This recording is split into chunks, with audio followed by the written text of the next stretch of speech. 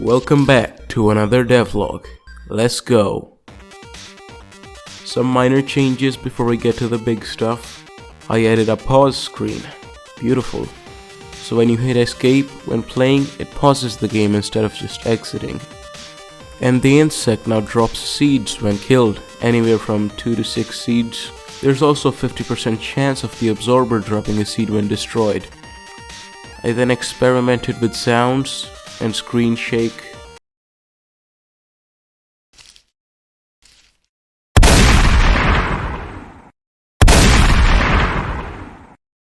Then I found these beautiful sound effects that I used for the menus.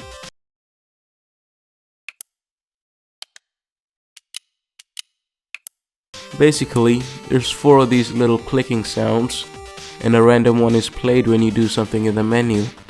Lastly, I added these little transitions between the different menus. Beautiful.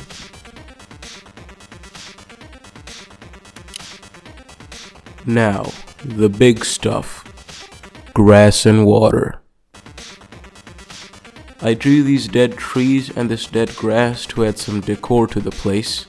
Now, they're dead because the game is set in a post-apocalyptic world. I'll go more in depth on that in future devlogs when I have the story and lore all planned out. The trees are pretty simple.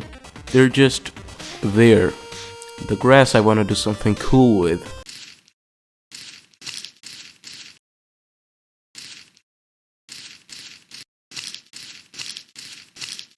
Now to achieve this effect was quite simple. For each grass object, if it is close to the player, its angle will be changed relative to its distance from the player.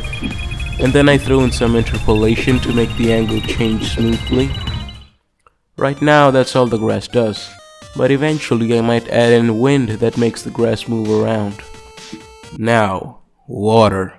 But before that I finally added in a health bar. I've just been putting it off for no reason, so I finally added it. Now, water. I added water. It's pretty simple. Okay, maybe not that simple. Basically, it uses springs connected together to make the water surface. Okay, it's all a bit complicated, so I'd recommend watching an actual tutorial. I'll link the one I used in the description. So, here's the water. Beautiful.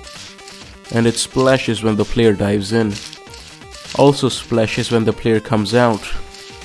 I then made the player movement slower underwater, increased friction, decreased gravity, and the max falling speed. Then I made it so bullets interact with water. The bullets are slower underwater, but speed up on leaving the water. That's not very realistic, but come on, it's a game. It's not meant to be realistic. Now, finally, the true purpose of the water. It heals the player. The player regains 1 health point for every second underwater because he's a plant, and plants like water. And that is it for now. I'm gonna start working on the storyline and level design now, and add enemies and bosses accordingly, and wrap this game up. Alright, bye.